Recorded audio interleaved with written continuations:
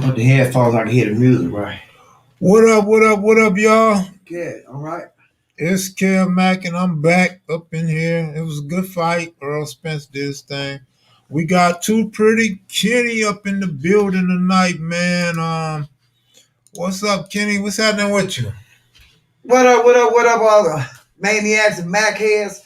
I'm over Kev Mac house. Right now we're in the studio, but we just got to watching the fight and stuff like that. And man, it was a good fight. So for those who don't know, Spence won on a unanimous decision. Do you agree with the decision, Kev Mac? Absolutely. Oh man, it was a good fight. They went toe to toe. Mostly Spence. Uh, he looked real good. Remember, if y'all can remember, he had that accident. So this was his first fight from the accident, and he looked like he's back. I'm telling Kev Mac, I want to see Spence and Terrence Crawford. Now that'd be a major fight. So that's what I want to see. You know what I mean? Because they're the two best in the welterweight division, and then they got Manny Pacquiao. Manny Pacquiao's a champ, Terrence Crawford a champ, and Spence.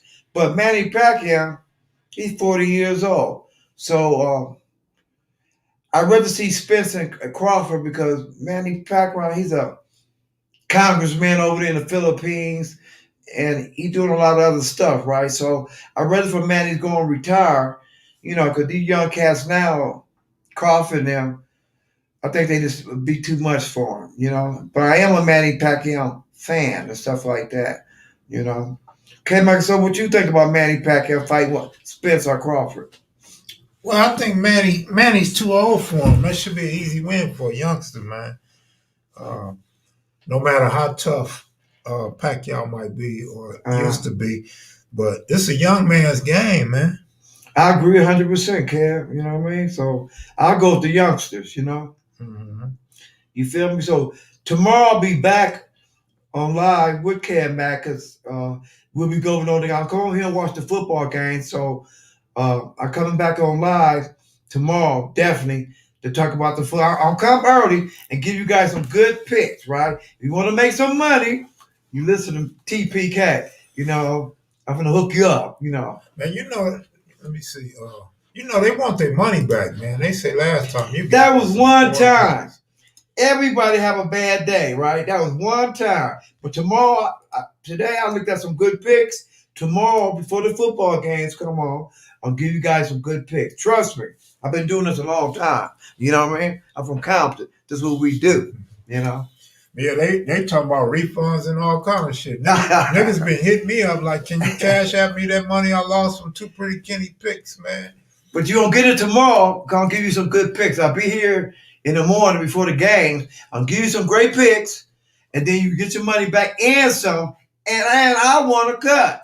I don't usually give my picks out. I keep that real secret, And for those of you that was asking about Cheetah, one of the original female Crips, Crip lad from the East Side, who knew a lot about Mac Thomas and Raymond Washington and a bunch of others.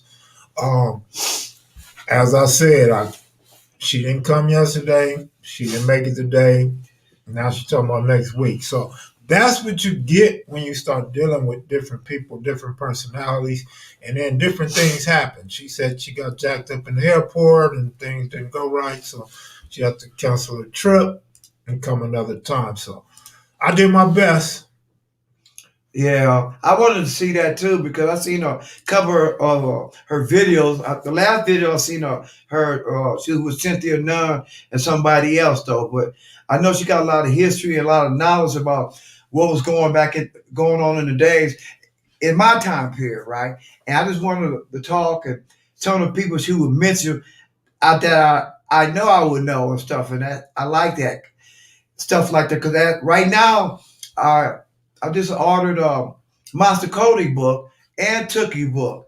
So the thrill I'm getting out of reading the book is they mentioning names that, oh yeah, I remember Cuz, yeah, and that's the enjoyment of it, right? Or like Monster be mentioning streets and stuff, and where he was hanging out. Yeah, I know that's that. Oh, goddamn. Wow. You know what I mean? Then that's exciting to me and stuff like that.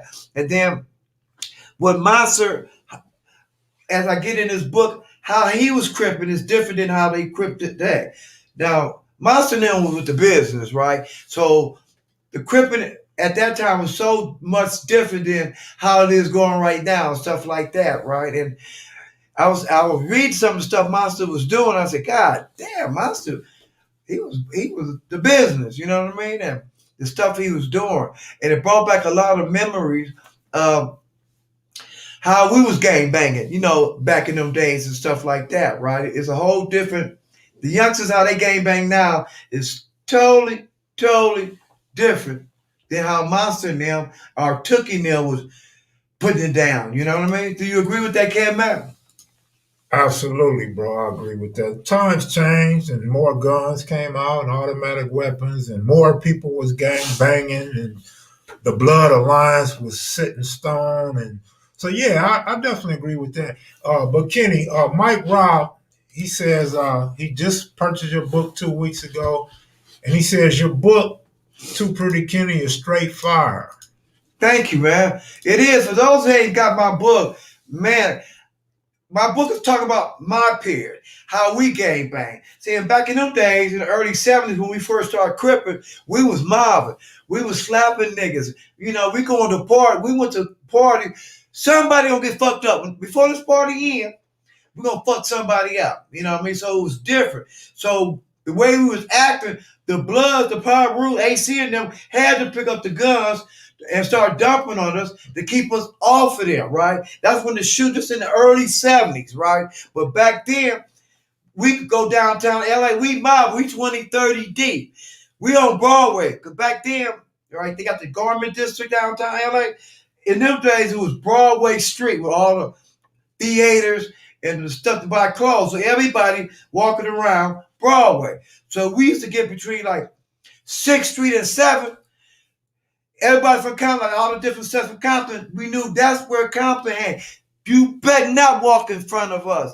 If how we was tripping and we was wrong, say you walking with your girl, and back then they had the little mini skirts, we fill it all on her, right? Hoping you say something. And so the smart dudes will raise up their little mini skirt, put our hands all on their ass and shit.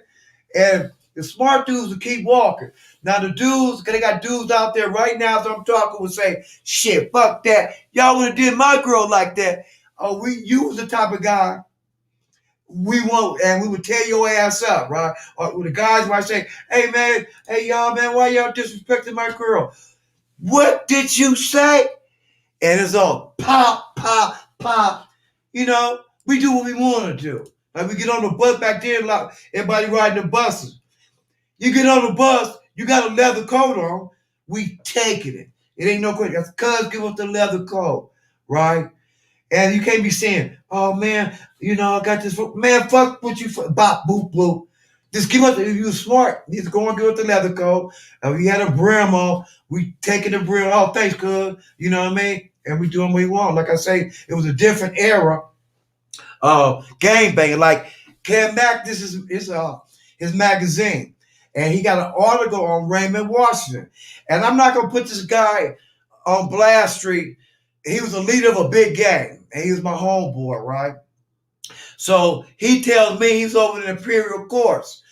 Raymond Washington come through, and they both was dating up. Same young lady. So my homeboy, who was a leader of a big gang, told me, Ken, Raymond fired me up. I said, what? Raymond must be crazy to fire you up. I said, what did you do? He said, nothing. I said, God. Then I went, and I realized. And that's what I'll be telling y'all, man. Raymond Washington was known as a fighter no matter what anybody else tell y'all, man, because one person can say something and have his story, but if you talk to 150 other people with a different story, man, you got to halfway believe them 150 people before you believe that one person. Yeah, let me say this, Kev Mac. So when my homeboy told me this, mind you, he a leader. He was bad. He could thump. I just looked up the air. He went to business. Then when he told me that Raymond fired him up. And this before I even seen Raymond.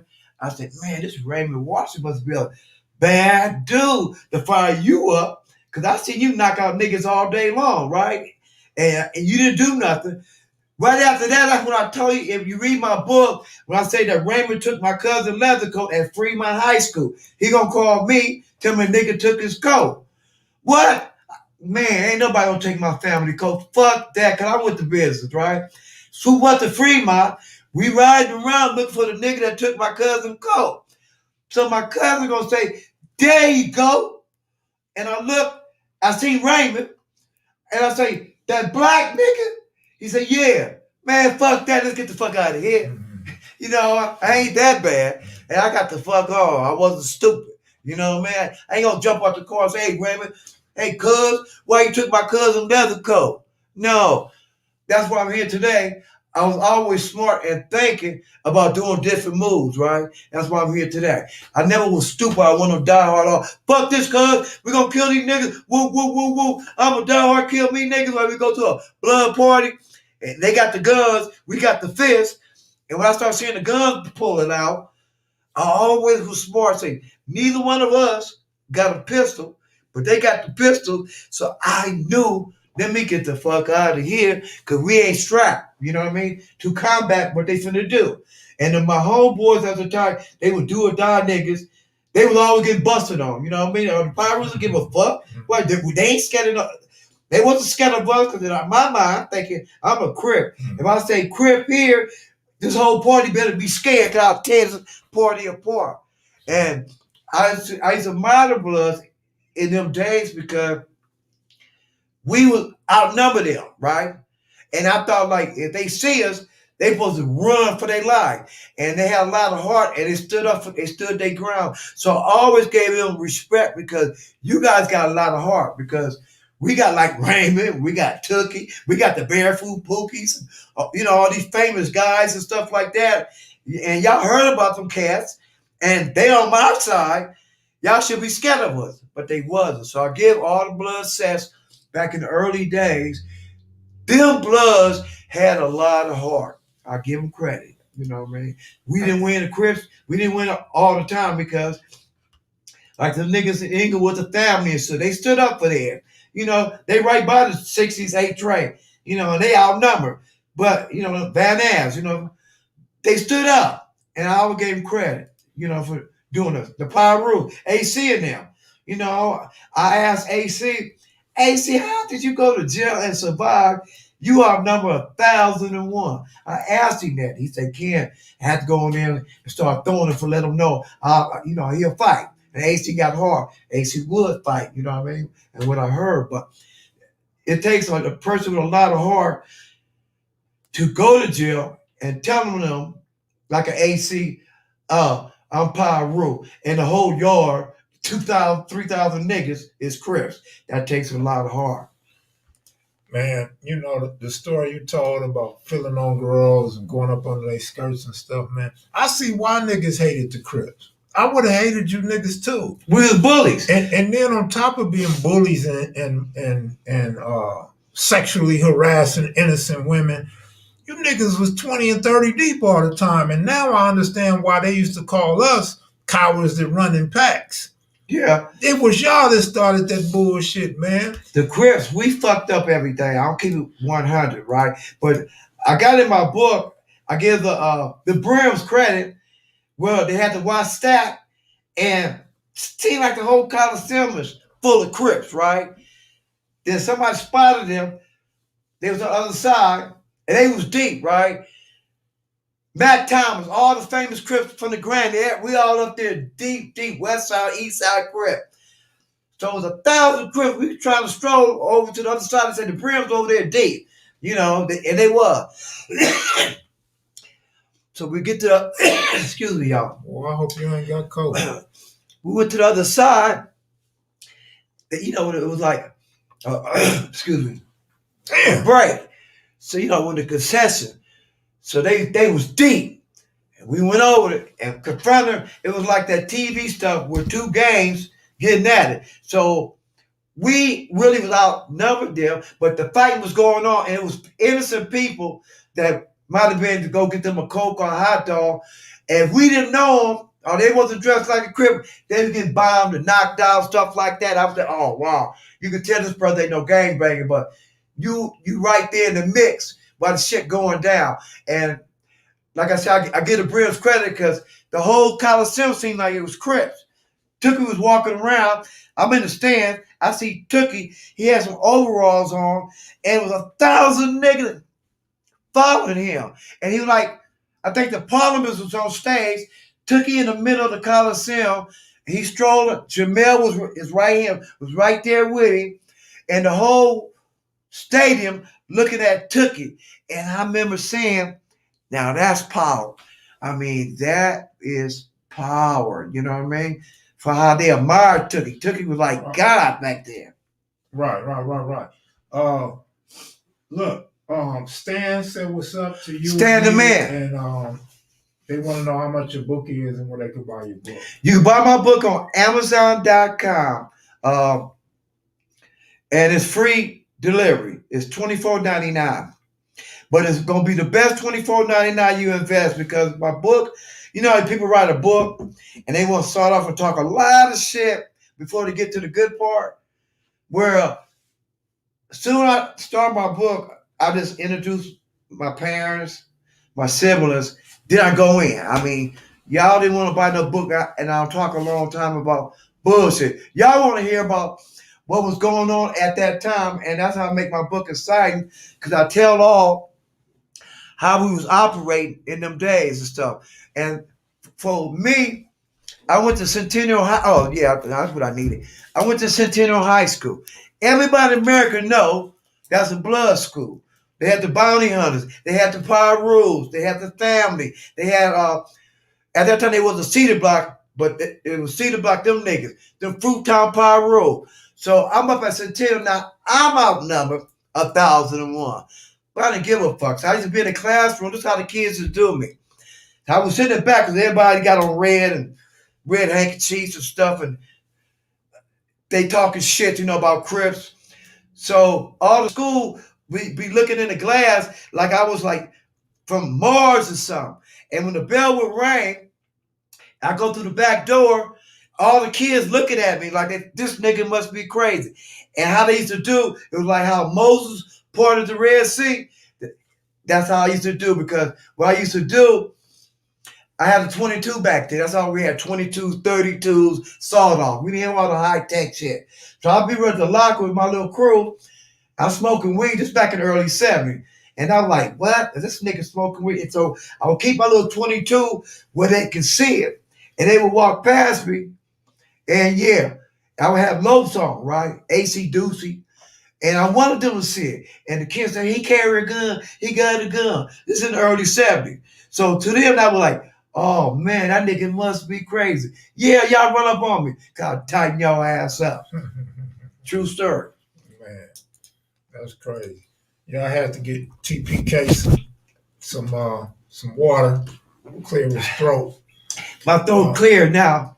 But look, y'all, I got an essay from East Lopez Matavilla, one of the original gangs in California, as far as what we see today, going back to at least the 1940s. So he's going to come on live with us tomorrow. Not quite sure what we're going to talk about, but you'll see a Matavilla going here tomorrow night if everything go right. And so I know you guys, you Latinos, Hispanics, y'all are like that. I don't know. Hopefully he could talk about some green lights and green light gangs and the falling out with the Mexican mafia, hopefully. But I don't know if he can go that deep or not. You know, it's a lot of rules when you start dealing with the essays. So we'll see. We'll explore that if he come on tomorrow. Kenny, they want to know how long did you go to Centennial High School, bro? What I did was I had to get out of there early because I went to bust on some bloods and stuff. So my cousin was a pyro, right? My first cousin. He said, "Ken, man, them niggas talking about they gonna kill you. Man, soon man don't come back up. Everybody led. They can bring in their gun. They gonna get you." So I couldn't go back up to Centennial because I knew I was in violation. But when I really had to skip town, you read my book, where this Pyru fired on my little brother, right? And so I'm hanging out on the corner with my crew, and he come telling me that one of Pyru's fired on him. And I said, man, did he know you were my brother? And my brother said, I don't think so. I don't know. Come on, let's go back up there. I still got my little 22, right? So we go up there, and my brother told me the cat played basketball. So we get into the game. We at the edge of the court, right? So everybody in the beach was, West, they had all their red rag, West Side Pyru, they see me, right? I got blue Peloton on, blue rag hanging out my pocket, you know what I mean? So the dude that hit my brother, he's trying to show off. He said, "Oh, you want some?" So he walking, the game going on. So he walking towards me. So I put out the 22. I start busting on him, right? I couldn't hit him. I could have got him. So, but I was shooting around, boom, boom. He turned around and we run out the gym. So all them power rules was coming out the stairs. So I point the gun, and I'm busting, boom. I was really shooting at the ceiling. But in that gym, that little 22 sounded like a cannon. But I'm shooting up, and everybody started falling all on the, rolling and stuff. I'm busting. And in my book, I say the basketball coach, Mr. Martin, was the Centennial. He was the basketball coach. I seen him running, beat the basketball players out the gym, trying to get away because they don't know what I'm finna do because I'm busting. And then, by being in the gym sounding so loud. So then my mom sent me out of state. You read my book, I go into more detail about that incident, you know what I mean? But I used to see AC and them and putting in little Vince, LB and them at Centennial every day. I used to see them. LB home. Yes. Yeah. Hey, somebody want to know, did you get arrested for that shooting? Yeah, when I came back to California, they sent me to juvenile hall, Los Padrinos, because I was still a minor and stuff like that. Because when I went to juvenile hall, this is how I met Mac Thomas. So I did something, and they took me to Compton substation, right? So I'm talking shit. I walk coming in there, I'm talking shit to the police. Yeah, this Crip, woo woo. I don't give a fuck, woo woo. So, but then Mac Thomas didn't hear me say Crip. So Mac Thomas and them was in the cell. They was in there deep, and they were saying, "Bring Cuz, put Cuz up in this cell." But in my mind, I explained that in my book. I want to go to an empty cell. I don't know if these some bloods or what. Because back then, if the blood's deep, they be playing games like this is Crip. If you say Crip, then they fuck you up. So I didn't know. So they put me in the cell with Mac Thomas and them. So Mac Thomas, how I met Mac Thomas, he say he want to go head up. Say, let me go head up with Cuz first, So he gonna ask me what set. They asked me what set I was from. And then I told them I was from Corner Pocket Crip. So then they were naming some names, niggas from Corner Pocket. And then he say, Too Pretty Kenny? I said, man, I'm Too Pretty Kenny. That's how I met them niggas. You know what I mean? Because they heard about me. Darian wants to know, were you and Crip Sag from Santana Block close back in those days? Say that again? Were you and Crip Sag close back in the day? No, I never heard of Sag until I seen the video. I talked to Mellow Mel about him, and Mellow Mel was telling me who he was hanging with at the time. And that's the trip small as Compton is. I knew all his homeboys because Mellow Mel said, man, around this cat, this cat, this cat. It was day for yesterday. I said, damn, I never seen him in the Grannies. Then Mellow Mel told me that he didn't hang in the Grannies. You know what I mean? Because at that time, if you had a little name or something, he thought you were a little tough, you hung up in the Grannies. So all the Crip sets back there, you know what I mean? And that's how that went down. TMC Lifestyle said, can he give me my money, nigga? That's what I want. The best I'm gonna give y'all tomorrow. Give me my money. That's I used to tell niggas come out the store. I want my money. Or cuz they go out and get in there, give me an 8-ball. We were drinking that cheap shit, silver satin and Kool-Aid back then. And we would jam you up and we could see the fear in your eye and shit. You finna get me you some silver satin, some Kool-Aid, cuz what you want? You want A-ball? Cuz you like that old doodle shit. Give him some rock good shit, and then people would do it. So that was our little on the weekend. That was our little hustle, you know what I mean? Because the people get out their car and they see that we got lopes on late night. And we looking, we got Pelotons and shit like that, AC Deuces. Back then, all the Crips ran crosses, the long crosses on the left-hand side. So we looked terrifying. You know what I mean? So, and people did what we want. We go to the hamburger stand. We deep. Order food back then. You order your food, and they give you the food first, and then they give the money. So after they give us all the cheeseburgers and fries, then we say, thanks, cuz. And we didn't run. We just walked about our business and did what we wanted to do. You know what I mean? We just terrorized. We was the Crips at that time. We was the terrorist group of LA. We was just terrorists. You know what I mean? We did a lot of certain niggas don't like us to. Certain niggas don't like when people call us terrorists or predators, but man, you start talking to real Crips and Bloods, man, they'll tell you that what we was, man. That's true, Kev. I mean, it's a fact. You know what I mean? It's a fact. My generation, we fucked up LA. My generation fucked LA. LA was the best place to work. You used to go to skate, right, the beaches, to the shows.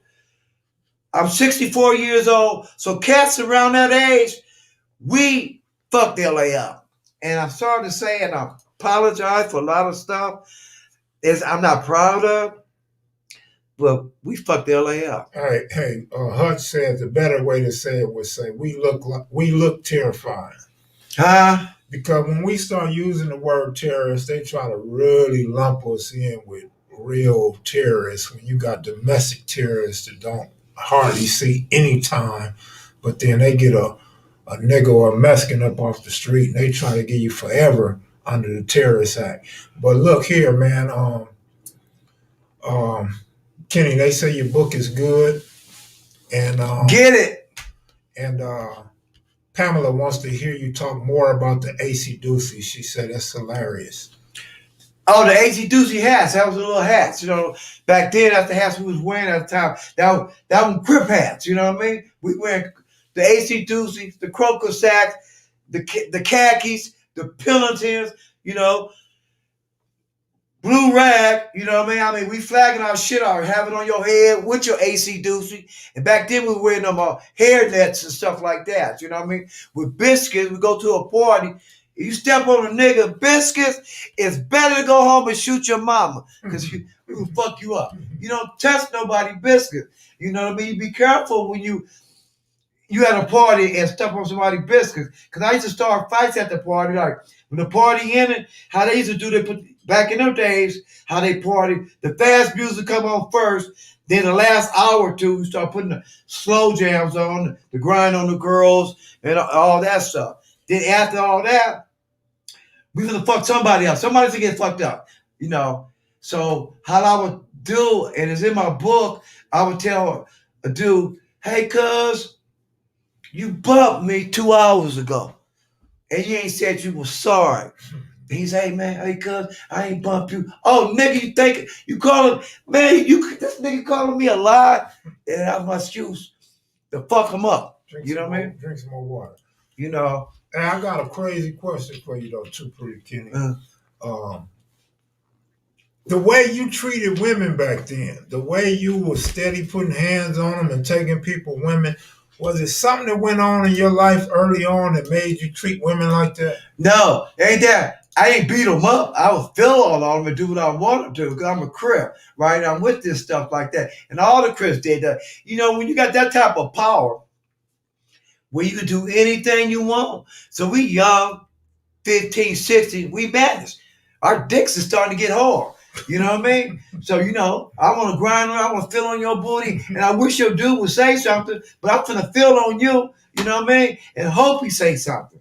So we was like madness little boys, out of control. Jerome Wallace said, welcome to the platform, the funniest Crip in America. Dang. But it's everything I'm saying is true. If you want to get more into detail about what we was doing back then, buy my book and I go into more detail with a whole bunch of shit. I talk about the game banging aspect. I talk about my hustling in the service, all the shit I did wrong in there. I talk about all the shit I did after the service. You would trip you out. You would look at me totally different. We see how my life was. You see I was a straight person from the street. I was doing 3-card Molly at 15 on the bus, taking people money. Damn. You understand what I'm saying? So I was always a hustler. You know what I mean? And then I'm gonna be honest. When you got power, you got boys, right? I wasn't the baddest nigga in our neighborhood. I had a whole bunch of bad niggas. But the bad niggas all want to do something for their leader, right? So they would do it for me. I could, man, found this nigga. Somebody better knock that nigga out, right? And they gonna do it. So when you got that much power and you young, you do the fuck you want to do. You know what I mean? I'll take everybody money. Right. You get on the bus. Cuz, come here. Give me your money. Cause I'm gonna go. I'm on the bus to go to the theater. And then they need money too. So you get on the bus, I'm gonna do whatever I want to do. To whoever I want to do. Like I mentioned, I got it in my book, and I told me and Jimmy Lavender, you know, he was a bishop. I told the bus one time, stop this motherfucking bus right in front of the project, the 92 bus. So I told y'all to go into the project and get me a couple leather coats, and y'all make sure this bus driver bet not late. So I get the project. I live for Jimmy Lazarus. Bobby Lazarus was the leader. I said, y'all go find Bobby Lazarus because I'm going to take his leather coat. You right? But that's how crazy my mind was thinking. Like, I can go to somebody's neighborhood and ask for the leader because I'm going to take their coat. That's how bold I was. I wasn't thinking. Ain't no other way I could have took this coat. He got the whole project.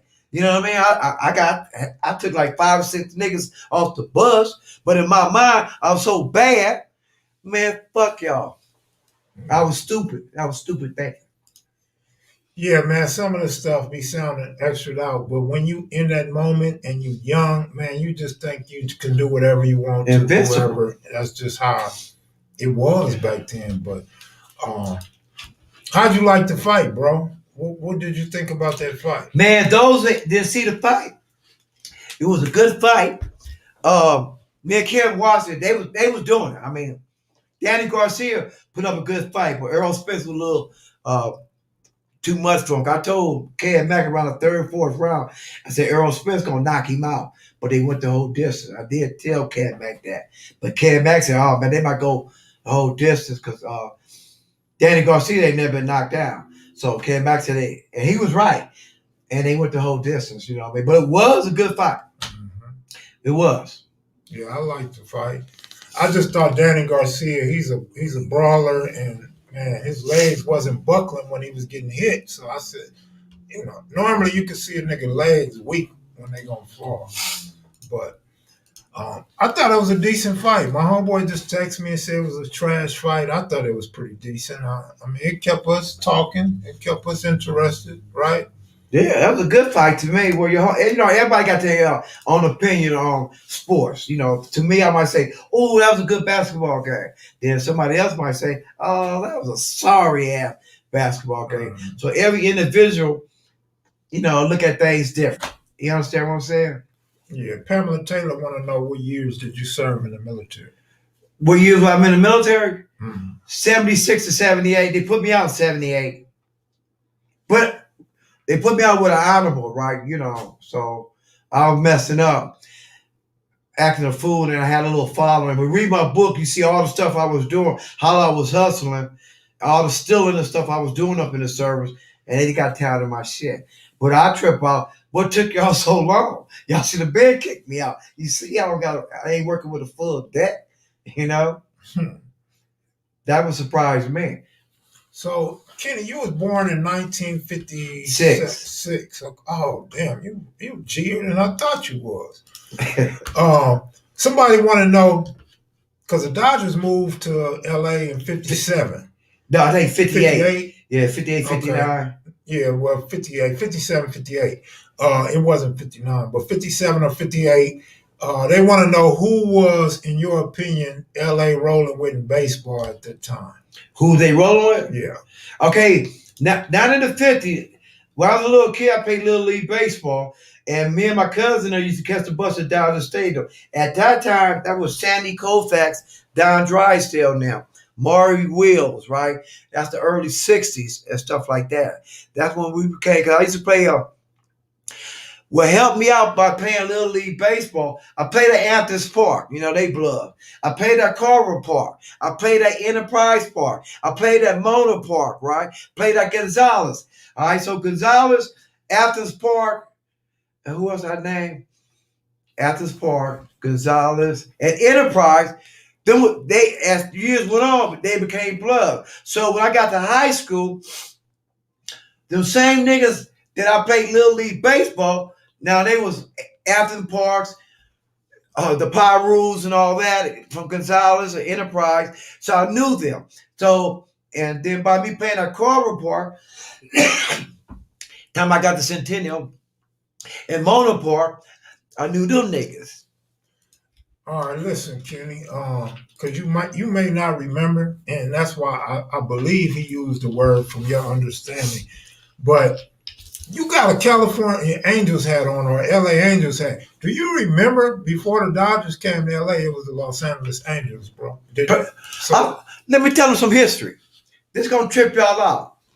Before the Angels became the Angels, they had a stadium around the 40s. I think that was Avalon. It was called Wrigley Field from Wrigley Field for Chicago. Absolutely. You right? And people don't really forgot that history because it used to be a baseball stadium there. I remember I used to pass. It was in the 40s. Was that Avalon? I came out probably between Broadway and Avalon, over in the 40s. Yeah, and it was called Wrigley Field. So I'm going to tell you another history. The Wrigley Field in Chicago is not the first Wrigley Field. The one, Google it right now if you don't think I know what I'm talking about. The first Wrigley Field was the one in L.A. You know, because LA was like the Angels was like a triple A ball club back then, right? But the original Wrigley Field was LA. Google it and see if you don't know what I'm talking about. Kenny knows some history. Yeah, that's true. Yeah. The Angels was, I believe, like a triple A club. Yeah, they was triple A. I believe they didn't come into existence until like 1965 in Major League Baseball. Yeah, because I mean when these cats like Jim Fugosi, that's their little star when the Angels were playing in Anaheim and stuff like that. You know, he was a star for the Angels. Oh, I remember Jim Fugosi. Oh, okay. Kid Dad must have told him about it. No, you know what I mean? My pops didn't know shit about baseball. Wow. I could have hit that nigga upside the head with a baseball bat. He wouldn't have knew what it was I hit him with. What made you get into baseball?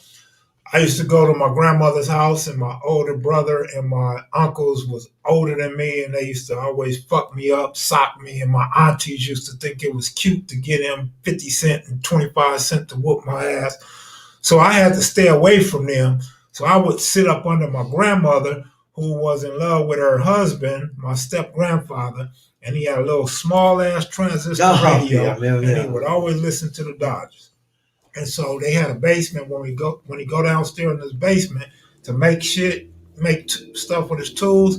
I would go down there and he would have his transistor radio there too. So I would always listen to Vin Scully calling the games, and that made me love baseball. Well, so what years was this? I was about 6 or 7 years old, so you figure 1975. Okay, this is when the Dodgers had Ron Say and them and Garvey. They had Say, Garvey, Lopes. Dusty Russell at shortstop. Yeah, Ferguson, Yeager. Yeah, okay. Yeah, they had all them. They were some good ball players too. Yeah. You know what I mean? Yeah. I like the Dodgers, but I like it, because then we went we didn't win no championship because the Oakland A's beat us, I think 74. That early. Then the Yankees beat us one year. Reggie Jackson hit them 3 home runs. To beat the Steve Garvey Say team. We lost to them in the early 70s. I remember that now. Yeah. Right. We started winning in the late 70s. Right. Yeah, we won. Yeah. Yeah. But I remember I hated Reggie Jackson because he hit them 3 home runs against us. You know what I mean? 425 East 42nd Place at the former location of the original Wrigley Field. Oh, who thought that out? That's pretty good. Kareem Nixon. Whoa. I already knew that, though. Edition. I didn't know if it was 42nd Place or 42nd Street, but I knew it was on 42nd. Wow. Yeah, I know though. Wow. Anybody old enough to remember the LA T-Birds, the roller skate Yeah, team? hell yeah. I used to watch Anybody that shit remember all the them? time. Yeah. Boy, they used to come on every Thursday. And you'd be rooting for the T-Birds, and at the end they would always win. You know, the Texas Outlaws, the New York Bombers, and the Detroit Devils, and we would root for Ralphie Valley Dares. You know what I mean? Mm-hmm. I remember that stuff. What that say? It says Chavez Ravine was a very populated area with rich history. Before the construction of Dodger Stadium displaced everybody. Elysian Gardens was the how you say that word? Indigenous ancestral grounds under Queen Khalifa, the Queen of California that the Mexicans admired because she was a black woman with ass and titties, and they was like, damn, she fine as fuck. The history on Chavez Ravine, they did the residents dirty, right? So the owner of the Dodgers, he was still in New York. He told them that if they bring the Dodgers to LA, wherever he want, they would build him a stadium. So when they flew to LA, when they go Chavez Ravine, the history was a hilly spot. And it was nothing but Mexicans. They've been there 1,000 years. And they wanted that because it was a great view of downtown and Hollywood right there.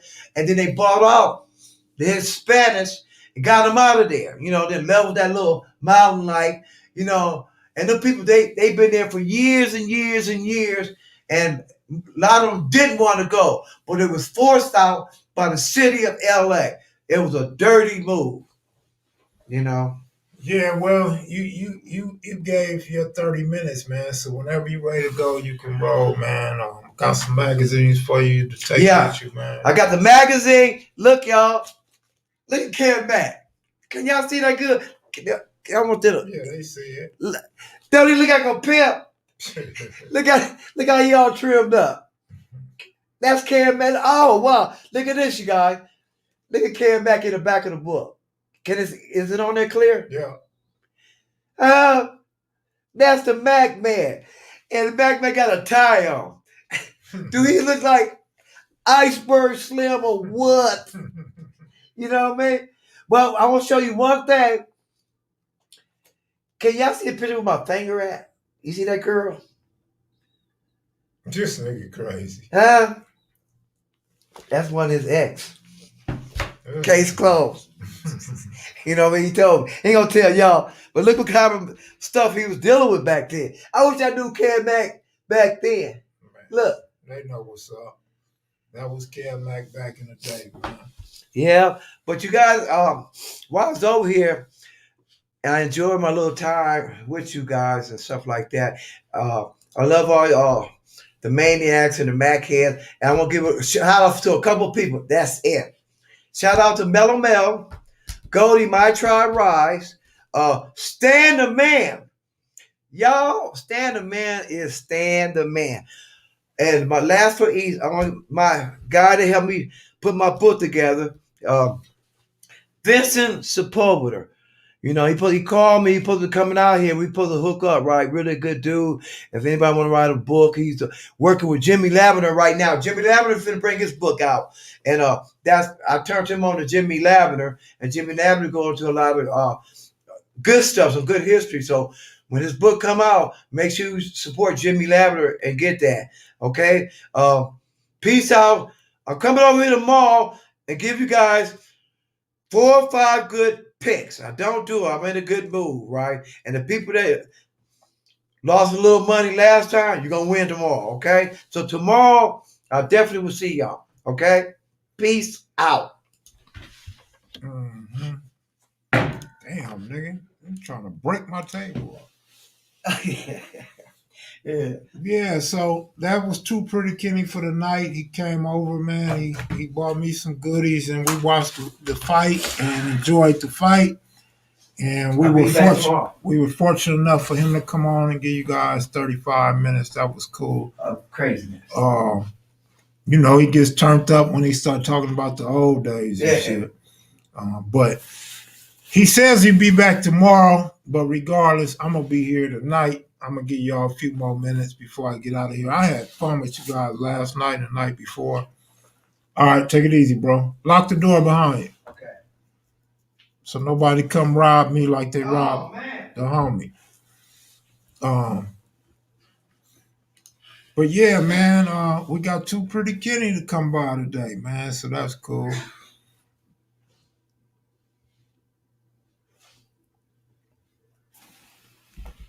Appreciate y'all for real, for real. Good looking out. Appreciate that.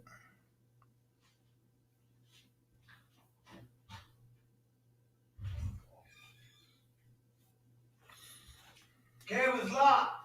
All right, bro. Take it easy. Drive safe. Kev Mac was cracking. Ain't nothing cracking, man. Just wanted two pretty kitty to holler at y'all real quick while he was here. And I'm gonna be getting up off of here real quick too. So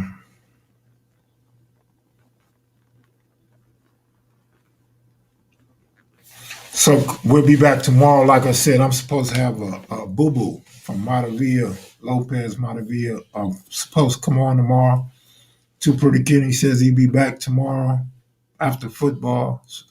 Uh, so should be a little something tomorrow for y'all. One or the other should come through, no doubt. He was doing a little too much coughing. Yeah, he was doing a lot too much coughing. But you know what? Too Pretty Kenny been coughing before there was a COVID, unless he was the first nigga in America to get COVID. He been coughing. And that happens to a lot of people that smoke cigarettes, man. And unfortunately, I know people don't want to hear this, but unfortunately, a lot of people that smoke cigarettes that be coughing, they end up with cancer. They end up with lung cancer, throat cancer. They all.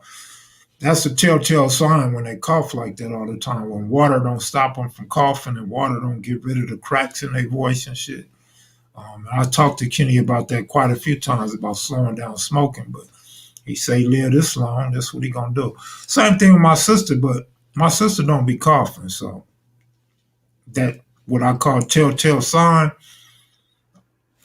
I guess is a good sign that she don't be coughing and shit, and she don't be having her voice cracking and shit. So, but yeah, Kenny got that bad, man.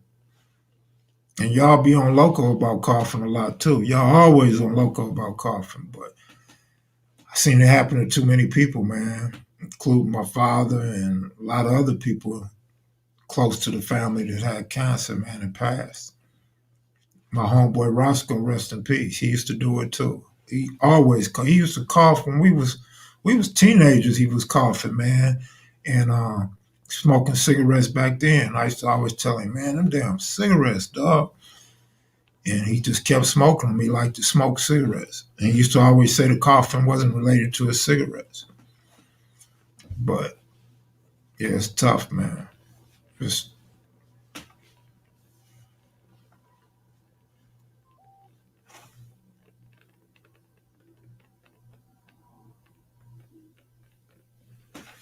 so yeah, we'll see what's up.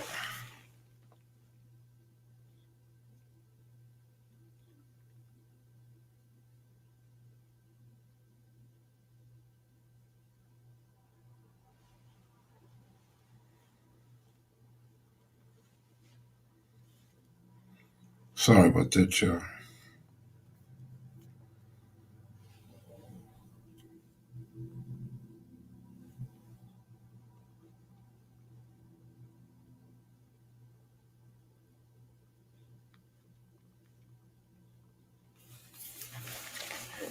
All right, I need these cigars alone only on weekends. So, Big Kev, I saw your video on Cali Face and it was superb. Bravo, Kev. Yeah, that's cool. Like I tried to explain to everybody yesterday and when I woke up this morning, that's what she did. That's her. That's her channel. That's her project. She did the research. She narrated it on her own. Don't give me no kudos for that. Don't give me no props for that. She just read the book and seen some of the other interviews I did, man. And she put that together with my permission. She said she wanted to profile me. I told her, go ahead. If that's what you want to do, go ahead. I didn't know how it was going to be about gambling. I didn't know it was going to be, without dissing or disrespecting or not. I didn't know what it was going to be. I just said, go ahead and do it because I don't too much want to be doing no interviews with nobody else. No, no music tonight. I got something I got to do tonight. I'm going to be getting up out of here in a minute. Yeah, I agree. I agree. I mean, like me just sitting here right now with Kenny, we 50 minutes in. This shit go by so fast. Like, y'all so spoiled. Y'all didn't want to leave last night. I went like an extra 2 hours because y'all wanted me to keep going. And I was like, fuck it. Y'all start wanting songs and super chat, and I was like, man, I'm finna stick around. Shit, I didn't have shit to do. But I got something to do tonight. Her video made me want to buy the book. I seen somebody in the comment section say that as well. The book is damn near 6 years old. It's 5 years old. It's 5 years old, maybe 2 months, 5 years and 2 months old. Everybody says it's a good read. I just refer people to the comments, to the reviews, and the reviews are good. I haven't checked them, so I don't know if anybody been hating lately, but I always had good reviews. So, and then people that I know, they say it was a good book. So that's cool. It was a good book, I guess. But Cali Faces felt compelled to do a video on it, so that's a good thing. Oh boy. KMB Friday night music was lit. It was, man. Y'all keep it lit though. Y'all been all right. Y'all been all right, man. Y'all loving this holiday season, man. We gonna do this shit all December, all the way up to the new year, man.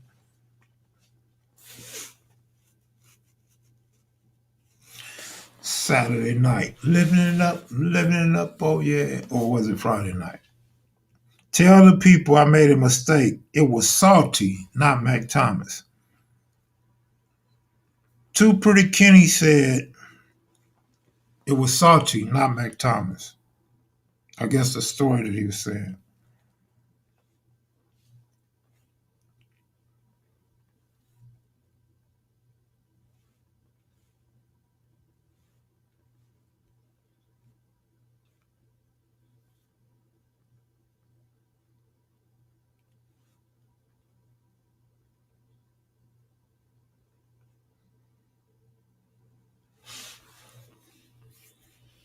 Talk about Bully. Bully's gone, bro. I mean, Too Pretty Kenny's gone. He can't talk about Bully if he ain't here, bro. Where you been, man? Too Pretty Kenny gone, man. Want me to flash over the Too Pretty Kenny seat for you? Okay, now ask Too Pretty Kenny whatever it is you want to ask him. Or you want me to go sit over there and act like Too Pretty Kenny? Hold up, let me go put on a red checkered shirt for y'all with a red cap on.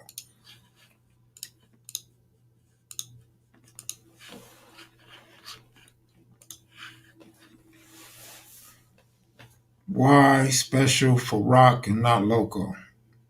Special shout out to Rockhead. Why Rockhead and why not local? That's a great question. Crystal. Crystal wanted Loco to take his shirt off last night.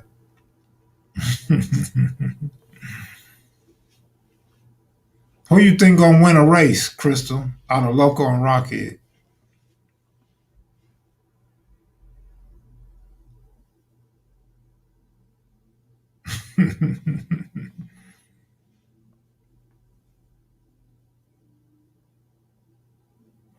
Good looking out, man.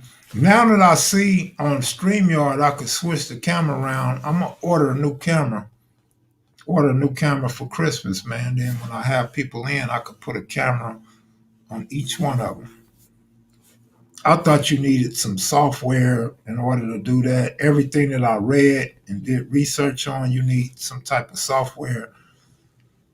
But using StreamYard, shit, you don't need no software. It detects all your cameras and I can switch the cameras.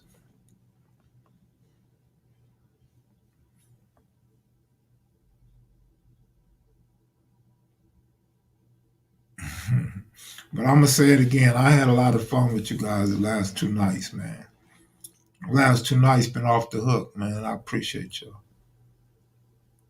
But I'm gonna go throw that water bottle outside just in case Too Pretty Kitty left some germs up in here. I have to go get my Lysol and wipe the table and microphone down too. Shit.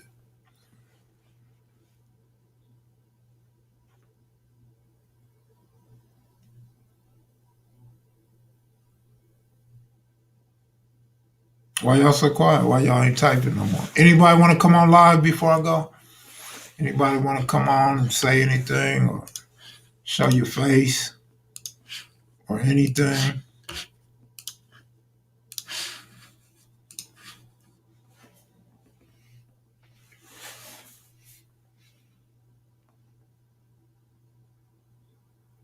Perlana, what up? Where Perlana at?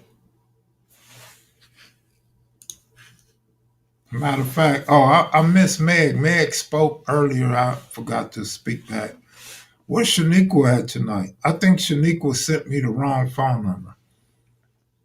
Whatever number she sent me, she's not answering. She's not responding. I think she sent the wrong phone number on purpose. Like, remember when you was a kid and you asked a girl for her phone number and she write down the wrong number and give you a little piece of paper? You put the paper in your pocket, you go home, you think you just matched you a new female, you get on the phone and you call, and the phone number don't work. 213-777-9311. 777-9311. Y'all remember that shit?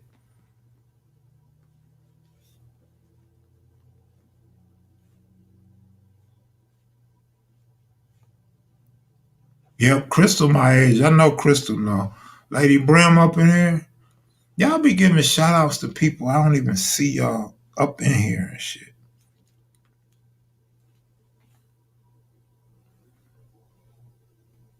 Now my service ain't working. He said, don't remind me. What's good, YG?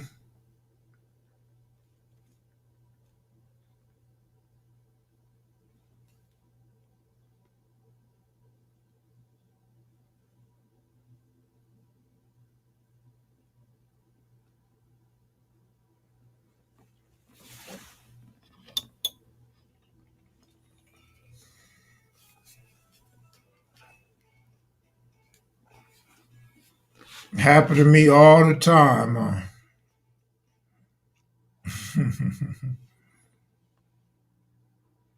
Cold peace, boy, they was cold back in the day, wasn't it? Y'all know Crazy Boy, they be coming up in here. Play a nigga and give you Morris Day phone number and shit. Boy, women in LA was some cold women back in the day. They went hard on us brothers that thought we was busting a woman. Old school shit, right? But I'm out of here, y'all. Boo Boo from Lopez Montevilla tomorrow. Too Pretty Kenny tomorrow. In between the 1 o'clock game and the late game, so about 4:15 p.m. Pacific Standard Time.